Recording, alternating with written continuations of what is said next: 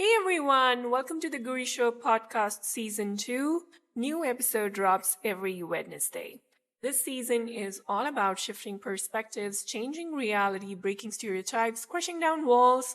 And yes, we talk about strategy, we talk about tips, we talk about the how to stuff as well. However, we also talk about the stereotypes and limiting beliefs that most entrepreneurs, coaches, course creators, and visionaries face and navigate through in order to see the success they desire. If you're meeting for the first time, hey, I'm Gurvinder, call me Guri. I help aspiring course creators, coaches, visionaries, experts of all niches with no online presence or knowledge of online marketing and sales go from scratch to consistently selling their online course program or offer, whether they want it as a lucrative sideline or the main thing. I take them through the 6 phases step by step so that they can up-level their online business and identity without fear and stress. So, in this season, I'm inviting experts from all the niches that are also online course or program creators who have broken those walls for themselves, with or without help, and who are ready to share with you what it meant, how it felt, and how they were able to move past that phase. I always say that a lot of times it's not the external, but the internal that blocks our vision and hinders our growth. And in doing so, it disarms us. Often we don't even know what these blockers and blind spots are. So join me and several experts on this journey where we will share with you not only the strategies and the so-called juicy stuff on how to grow your business, on how to create a course and how to sell and launch it, and also the boring stuff that is actually life-changing, the things that you have to do on a daily basis. Because when you change your subconscious, you change your reality. So I want to share with you one interesting fact that most of you, I feel, might already be aware of. And it's that your subconscious lives on patterns and programs. And what that does or means is that your reality or your physical reality may change, but you may be living and reliving the same patterns. And I want you to be, if you checked out, please check back in, because I want you to listen to it again and focus here. So what these patterns do is, and you can observe it in any part of your life, for example, you may be with the right person or partner and still question yourself whether you deserve them. Or, you might be just fighting on the same things from the previous relationship that actually led to your breakup. So, and for example, you may be successful and yet stressed out. So you can apply it, or you can see, or you can observe it in any part of your life that your reality is changing. There is positive progress on different fronts in your life, but the patterns, the old patterns, are still the same, and that are making you stressed out. Okay, and you're stressed out because of those very reasons. So the interesting thing that I want to point out here is that you might be making $10,000 a month, or you might be working with the dream client or dream VA that you have worked super hard to get to, or that you've made it months to manifest in your life. But you might still be living a miserable life. And I know that, I hate to say that, but it's the reality for a lot of people, that they're successful yet miserable. And that's because you're primed for misery. You're programmed to live a miserable life. Right? And you can apply this concept to any part of your life to see what self-sabotage is doing to you in your life despite lots of positive development in various areas of your life. And the only reason is that you're programmed to live a miserable life. And so this is the reason that inspired me to put up breaking stereotypes as a theme for season 2, because I want you to grow on all the fronts. Be it financial, be it strategic, be it personal.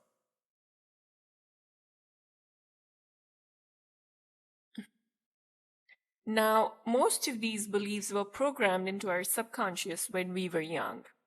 And growing up, they've become so strong that they've become common beliefs or stereotypes that people often believe to be true under all circumstances.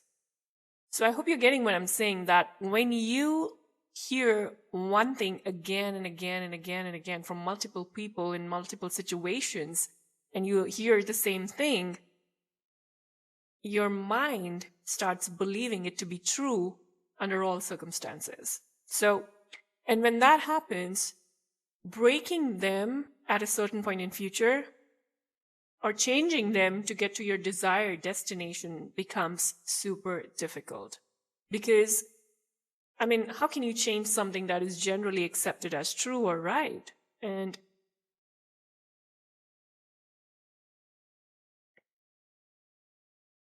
you can fight others, but how can you fight your own mind? Because your own mind also believes those things to be true. So it's like you're fighting two enemies on the same battleground, one from the other side and one from the inside. A lot of times it's easier to fight the enemy across from you because you know that it's an enemy, but it's difficult to root out the inside one because you know that there is something wrong. You get an awareness to it, but you don't know what it is because your mind, your subconscious also believes it to be true, right? Or to be just right. And that's what keeps most people stuck. And via this series, I'm trying to help you to understand your own subconscious beliefs and just identify them as stereotypes or, like common beliefs or, the things that you can change easily or the things that will give you a hard time, but you can still change them. So via this series, I'm going to help you to understand and identify those beliefs for yourself and to be able to change them for yourself. I do want to share an interesting story with you, though. So I grew up in an environment where entrepreneurship was a long shot for men, and forget about the women. So growing up, I was taught that the best career choice for women is teaching, so I pursued it. But I clearly remember the impact of the speech I got from my head of department on my first day on the job as an economics teacher, back in 2010. And it went something like, I don't remember exactly. I remember the gist though. So I'm going to share the gist with you. And it was that the students must respect the teachers. The students must be terrified of the teachers. And I know that terrified is a strong word.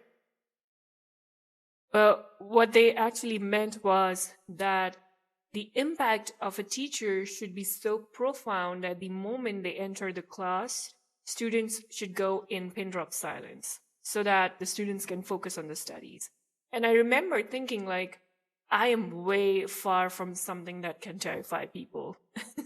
And I know that I still am the same person, way far from something that can terrify people. I hope so. So I tried to fit in because it was my first job. I needed that job. I needed money. I just finished my education. I wanted to work. I wanted to start my professional career. So I tried to fit in for some time, but it didn't just work out for me. I felt uneasy in shaming students for not studying. I still do. I still feel, I still have a hard time shaming my clients when they're not performing up to the mark. And I know that a lot of coaches do that. I find it really hard to do that. But I just feel that that's the way I am. And that's how, those are my values. And that's how I like to approach my business or anything that, that is brought in my life. So I really felt uneasy in shaming students for not studying. And I clearly remember that a lot of teachers were so damn good at it.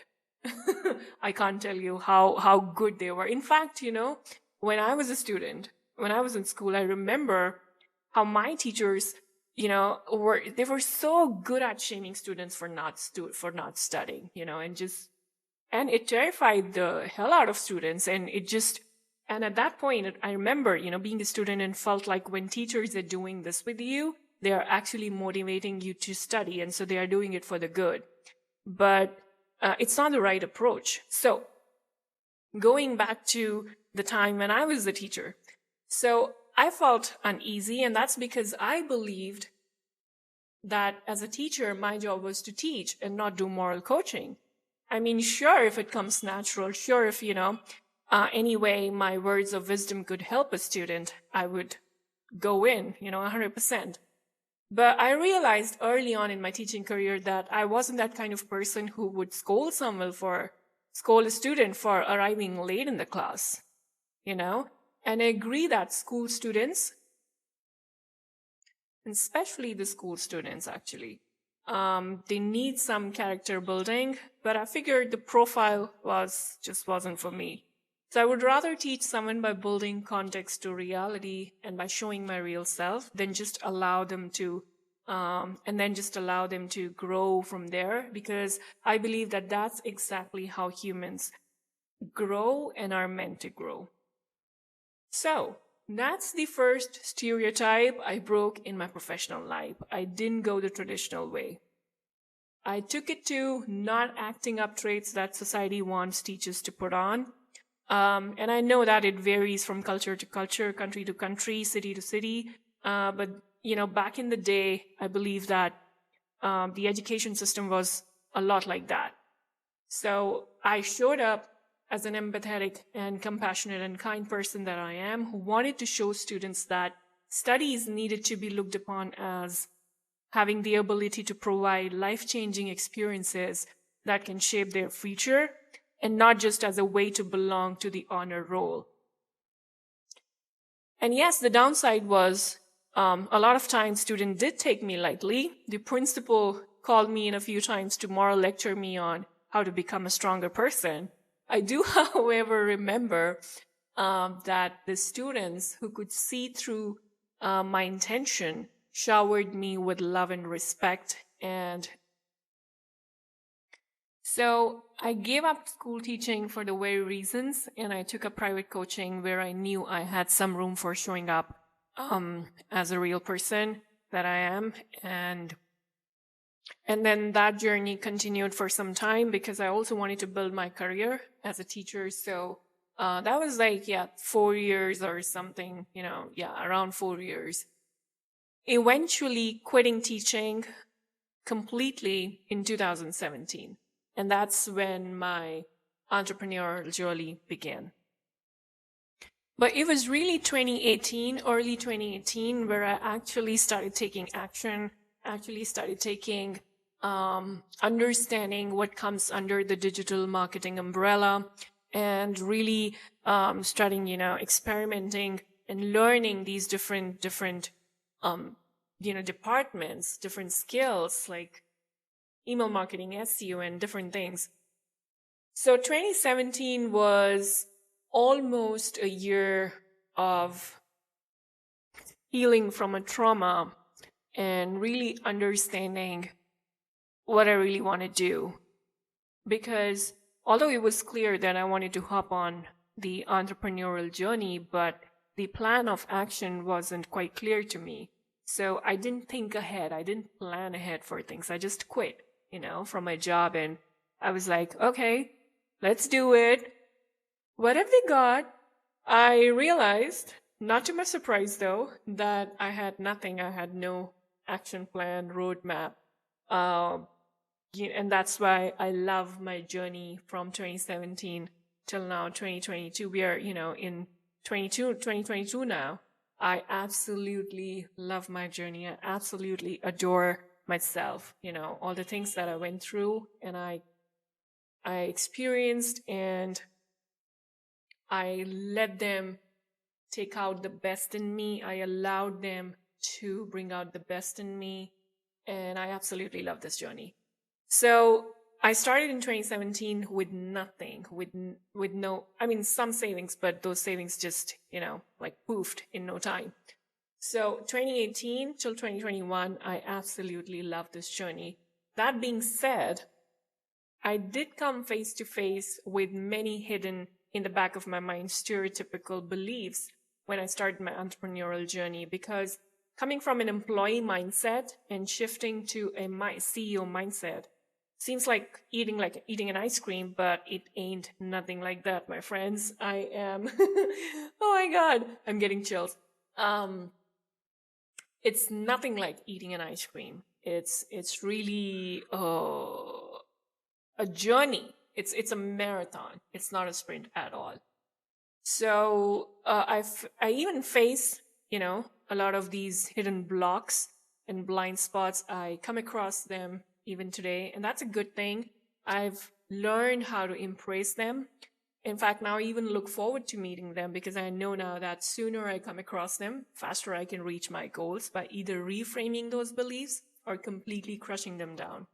So it's a good thing for me to really come face to face with my limiting beliefs and, with these hidden blocks. So now for you guys, the better question here is, how do you do that? How do you identify and change those beliefs for yourself? How do you fight that stereotype that most believe to be true? So that's exactly what we are trying to do. That's exactly what we are going to unwrap on this journey on season 2. So thank you for listening to this intro episode. Next week on Wednesday, the first episode of this series will drop. We are going to unwrap a lot of these limiting beliefs on this journey. And so thank you for listening to me. Stay connected. Sign up to the freebies I have created for you. The links are in the notes. Connect with me on Instagram. Link is in the notes. And do leave a review and or rating on this podcast. I'd be super grateful that you stayed till the end. Thank you for listening. Thank you for taking this step on your journey. See you soon.